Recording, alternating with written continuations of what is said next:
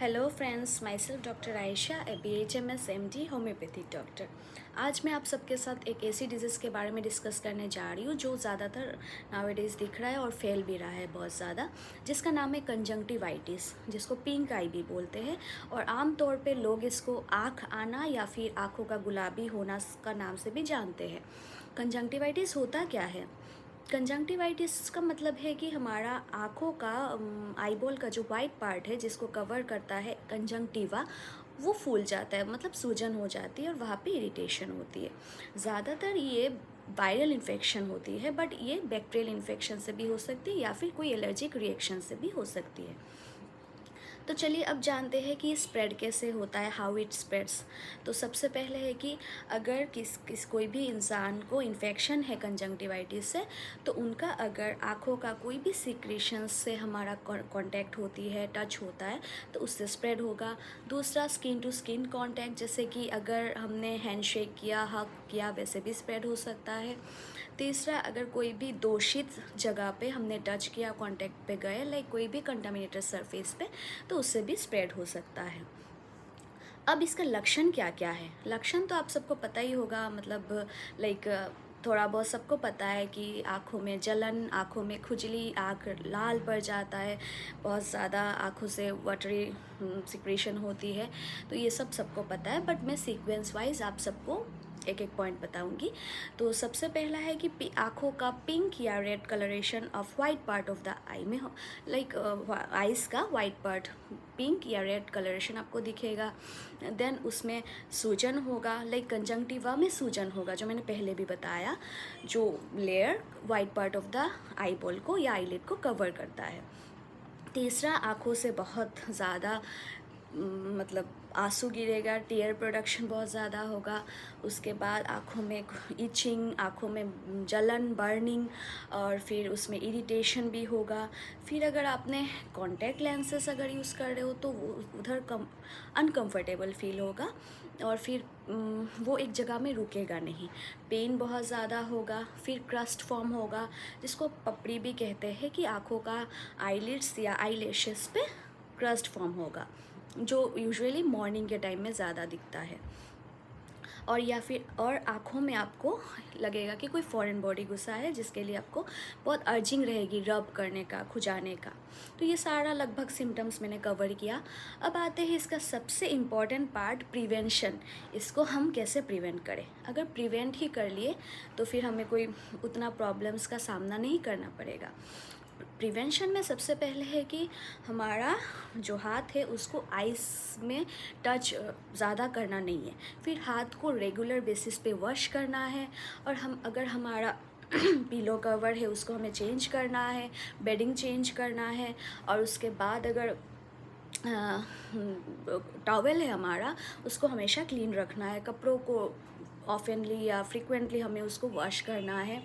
उसके बाद अगर आपका कोई पर्सनल आइटम्स है, लाइक आपका मेकअप हो गया, आई ग्लासेस हो गई, आई ड्रॉप्स, फिर आई लेंसेस हो गया along with this container, then आपका बेडिंग हो गया, क्लोथिंग हो गया, वो सारा चीज़ आपको शेयर नहीं करना है।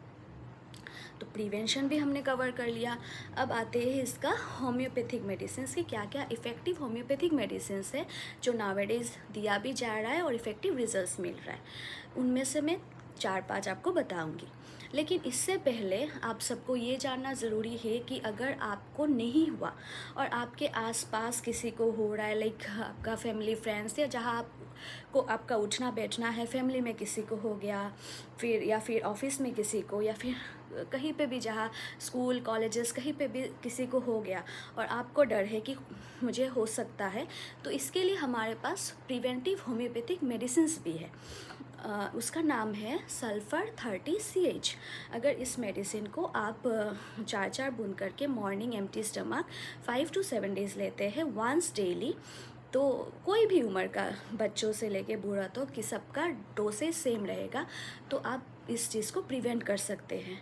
आप पे स्प्रेड नहीं होगा, तो आप इस चीज़ से बच सकते हो। लेकिन अगर आपको ये डिज़ीज़ ऑलरेडी हो चुका है तो मेडिसिन क्या क्या पड़ेगा, इसके बारे में डिस्कस करते हैं। तो 4-5 मेडिसिन से बहुत इफ़ेक्टिव है और तुरंत रिज़ल्ट भी दिख रहा है, क्योर भी जल्दी हो रहा है, तो वो 4-5 मेडिसिन का नाम मैं बताऊंगी। सबसे पहला मेडिसिन है एकोनाइट नेपेलस, एकोनाइट 30 CH। इस मेडिसिन को अगर आप ठंडा हवा कुछ लग गया, बाइक से, स्कूटी से, विदाउट हेलमेट आप विदाउट ग्लासेस कहीं जा रहे हो और आप आँखों में ठंडी हवा लग गई, धूल लग गई, या फिर आँखों में कोई फॉरेन बॉडी घुस गया, जिसके वजह से आपका अगर रेडनेस, ड्राइनेस ज़्यादा हो रहा है, तो उस टाइम में ड्राइनेस अगर ज़्यादा रहता है, रेडनेस ज़्यादा रहती है, तो उस चीज़ पे ये सारे सिम्टम्स को मैनेज कर सकता है एकोनाइट। फिर दूसरा मेडिसिन है एपिस मेलिफिकस 30 CH। अगर आप एपिस मेडिसिन को, ये मेडिसिन ऐसा टाइप का सिम्टम में ज़्यादा कवर करता है, जैसे कि अगर आपका अगर आपका आइस का हीट से ज़्यादा होता है, जैसे कि गर्मी लग गई, सनलाइट हो गया, ये सब चीज़ों में आपका आँखों में ज़्यादा एग्रावेट कर रहा है सिम्टम्स वगैरह, तो उस चीज़ में आप यूज़ कर सकते हो। और अगर आपको ठंडा पानी से, ठंडा एप्लीकेशन से, कोल्ड बाथिंग से अगर आपको रिलीफ मिलती है, तो apis mellifica is suitable for you. Then third आता है यूफ्रेशिया, यूफ्रेशिया 30 CH। हर एक मेडिसिन जो मैं बता रही हूँ, सब एक्सेप्ट प्रिवेंटिव वन, सब आपको 4-4 गोली दिन में सुबह, दोपहर, शाम लेना है, और अगर ज़्यादा है आप 2-2 घंटे में भी ले सकते हो। तो यूफ्रेशिया का आइस का वाटरिंग जो है वो बहुत ज़्यादा कंटिन्यूअस रहेगा, और जो डिस्चार्ज रहेगा वो थोड़ा थिक रहेगा, और एक पंजेंट स्मेल रहेगा, मतलब स्मेल थोड़ा अजीब सा स्मेल भी रहेगा उसमें। फिर आते हैं बेलाडोना, बेलाडोना 30 CH।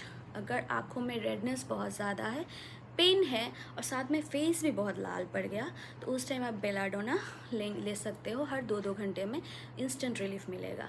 उसके बाद आपका पल्सेटिला 30 CH नंबर 5 मेडिसिन। अगर आपका जो डिस्चार्ज है ये येलोइश है, ठीक है, तो उस टाइम आप इसको यूज़ कर सकते हैं, पल्सेटिला।